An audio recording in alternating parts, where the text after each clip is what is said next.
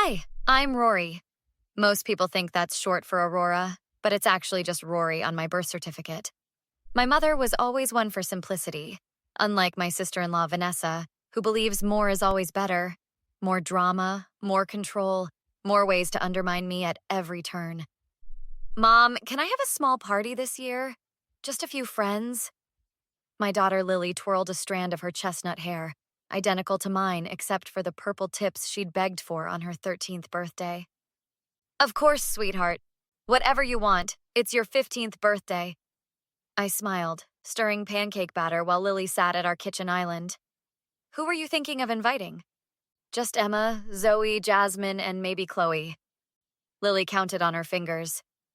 And family, I guess. I paused. Family including Aunt Vanessa and Uncle Brett? Lily's shoulders tensed slightly. I mean, Uncle Brett is cool, but Aunt Vanessa always makes everything weird. Weird how? I kept my tone neutral, though I already knew the answer. She's just always watching me?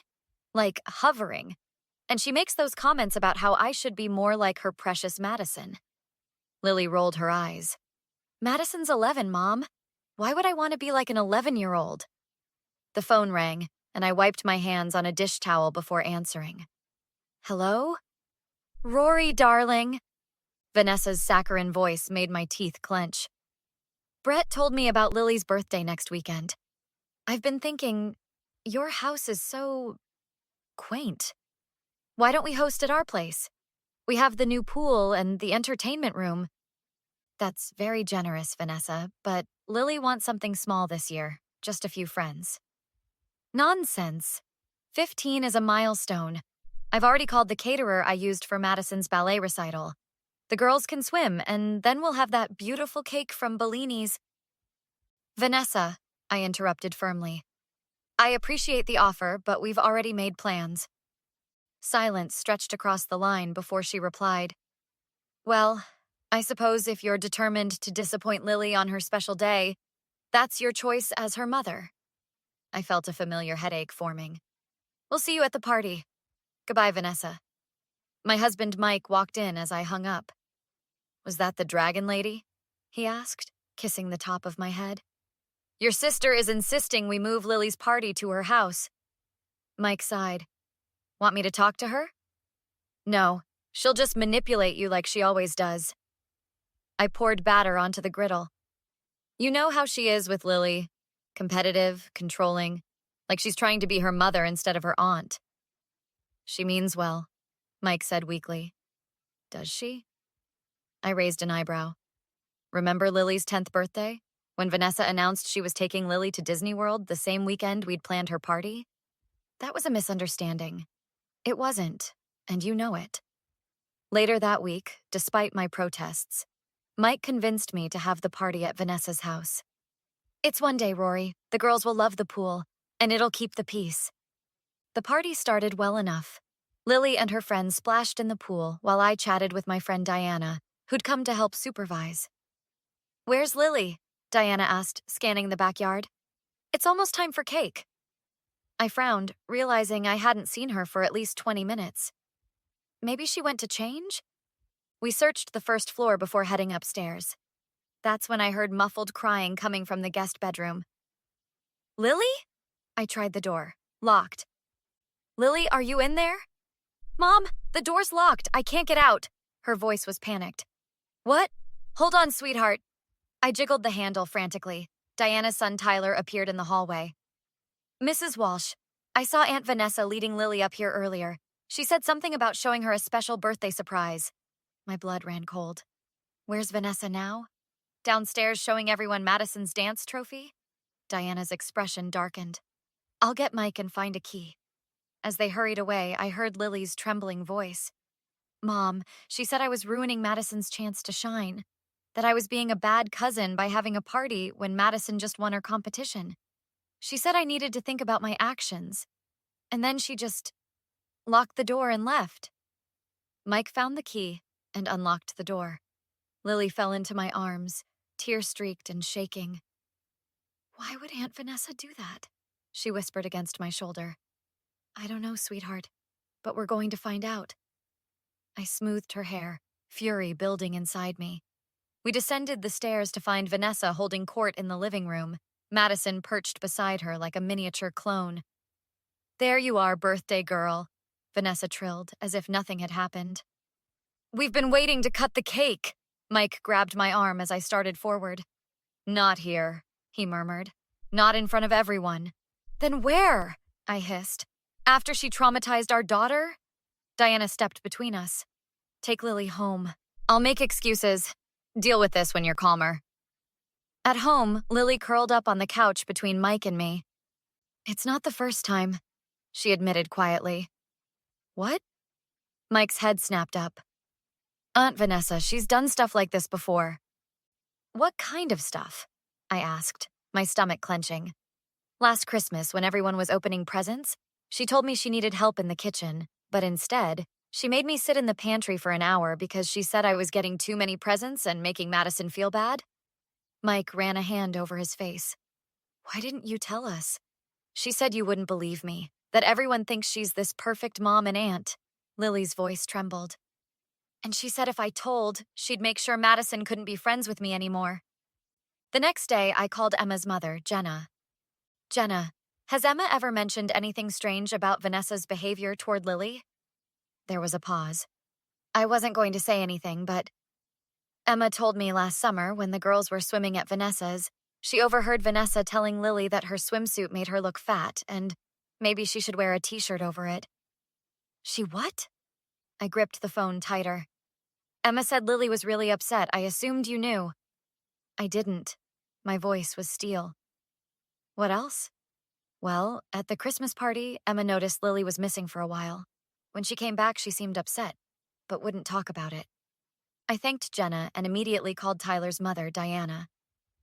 "Diana, Tyler mentioned seeing Vanessa take Lily upstairs before the incident. Did he say anything else?" "Actually, yes. He said he heard Vanessa telling Lily that sometimes pretty girls need to learn humility. He thought it was weird but didn't understand what was happening." "Has Tyler noticed other incidents?" "He said at the family barbecue last month, Vanessa kept pulling Lily aside to fix her appearance. Said she spent like 20 minutes criticizing Lily's outfit and hairstyle." I hung up and turned to Mike, who had been listening. "Your sister has been systematically bullying our daughter. For years." "That can't be right," he protested weakly. "Vanessa loves Lily." "No, Mike. She's jealous of Lily. She compares her to Madison constantly, undermines her confidence, and now she's escalated to physically confining her. This isn't love. It's abuse." "Maybe there's an explanation." "Call Brett," I demanded. "Get him over here, now." Brett arrived an hour later, confused and concerned. "What's going on? Vanessa said there was some misunderstanding at the party." "Your wife locked our daughter in a bedroom during her birthday party," I stated flatly. "And apparently it's not the first time she's mistreated Lily." Brett's face paled. There must be some mistake." "Ask Lily yourself," Mike suggested, his earlier denial crumbling under the weight of evidence. Brett listened as Lily recounted multiple incidents, his expression growing increasingly disturbed. "I had no idea," he finally said. "I knew Vanessa could be competitive about the girls, but this—" He shook his head. "What do you want to do?" "First," I said firmly, "we confront her. Together, with witnesses. And then we decide what happens next." We arranged to meet at Brett and Vanessa's house the following evening. Diana came as a witness, and I insisted Lily stay home with a friend. Vanessa greeted us with her usual false warmth. "What's this little gathering about? And where's Lily? Is she feeling better after her little episode?" "Episode?" I repeated, my voice dangerously calm. "Is that what you call being locked in a bedroom against her will?" Vanessa's smile faltered. "Oh, that was just a misunderstanding. The door must have stuck." "Stop lying, Vanessa," Brett interrupted, surprising all of us. "Tyler saw you lead her upstairs and lock the door." Vanessa's gaze darted between us. "That child is mistaken. I was simply showing Lily Madison's new artwork." "And the Christmas incident?" I pressed. "When you forced her to sit in the pantry during present opening?" "That never happened." Vanessa's voice rose. Lily's obviously making up stories for attention. Multiple witnesses have confirmed your behavior, Vanessa, Diana interjected calmly. Not just toward Lily, but other children as well. This is ridiculous. I've only ever tried to help that girl. She needs guidance, structure. She needs to not be emotionally abused by her aunt. I cut in. Abuse? Vanessa laughed shrilly. Please. If anything, I've tried to give her the maternal guidance you clearly can't provide. Mike stepped forward. That's enough, Vanessa. Oh, now you find your backbone? She sneered. After years of letting your wife drive a wedge between us? Lily is my niece too, and I have every right. You have no right to lock a child in a room, Brett said quietly. No right to body shame her. No right to undermine her relationship with her parents. Vanessa's face contorted. You're all against me. You've always been jealous because Madison is more accomplished, more special. This isn't about Madison, I said. It's about your treatment of Lily. Fine. Vanessa threw up her hands. Maybe I was a little harsh sometimes, but that girl needs discipline. She's becoming so full of herself. She's a normal, healthy teenager, Diana countered. Look, Vanessa's tone suddenly softened, tears welling in her eyes. I may have made some mistakes. I just want what's best for both girls. If I went too far, I'm sorry. Sorry doesn't undo years of damage, I replied coldly. What do you want from me? Vanessa cried. I've apologized. We want you to stay away from Lily, Mike stated firmly. Vanessa's facade cracked completely. You can't keep my niece from me. I have rights. Actually, you don't, Brett said. Not if you're harming her. I would never harm that child, Vanessa shrieked, grabbing a vase and hurling it against the wall. How dare you accuse me of such things? I'll make you regret this, all of you.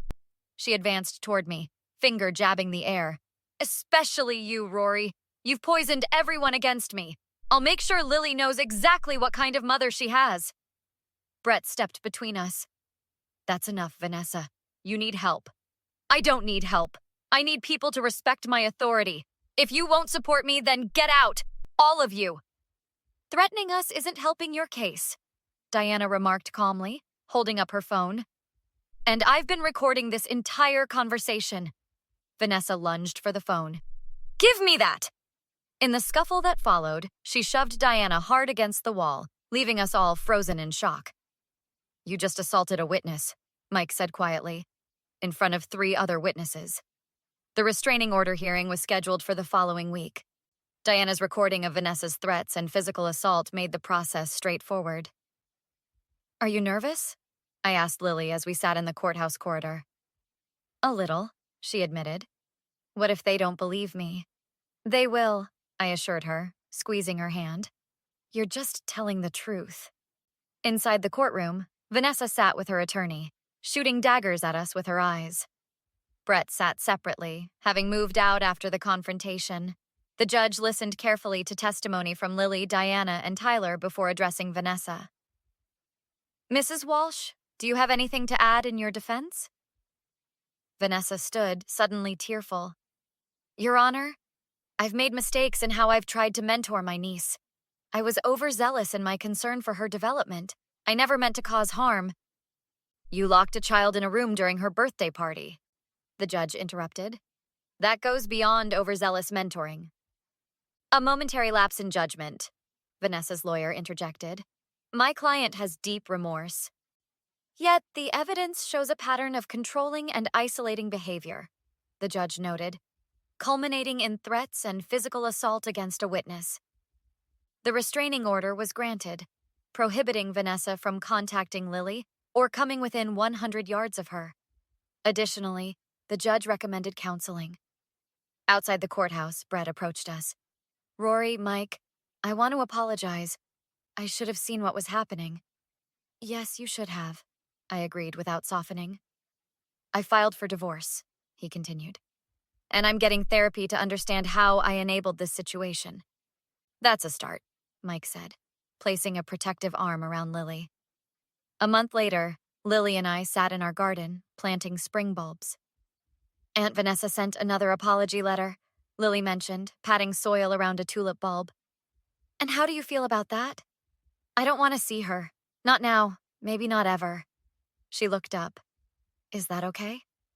More than okay, I assured her. Your feelings matter. Your boundaries matter. Diana joined us with lemonade. How's my favorite birthday girl? Better, Lily smiled. We're planning a do-over party next weekend. Small. Just people who actually care about me. Later, Mike asked, do you think we'll ever reconcile with Vanessa? I measured pasta into boiling water. That's not up to me, it's up to Lily. Brett says Vanessa's therapist thinks. I don't care what Vanessa's therapist thinks, I interrupted. I care about our daughter. Vanessa had years to treat her with respect and kindness. She chose control and manipulation instead. People can change, Mike suggested tentatively. Maybe, but they don't get unlimited chances to hurt children while they figure themselves out. I stirred the sauce decisively. Some bridges stay burned for a reason. That evening, I found Lily writing in her journal on the porch swing. What are you thinking about? I asked. I used to think there was something wrong with me, she admitted. But now I realize the problem was never me. Mom? Lily looked up. Do you think other kids go through stuff like this and never tell anyone? I nodded sadly. Probably. That's not right. Her expression grew determined. I'm going to start a support group at school for kids dealing with toxic family members. Pride swelled in my chest. I think that's a wonderful idea. As evening fell, I realized that true justice isn't just about consequences for wrongdoers. It's about healing for their victims. Vanessa would never be part of Lily's life again unless Lily chose otherwise. But more importantly, Lily was reclaiming her voice, her confidence, and her future. Have you ever had to cut someone toxic from your life? What gave you the strength to finally draw that line? Share your story in the comments below.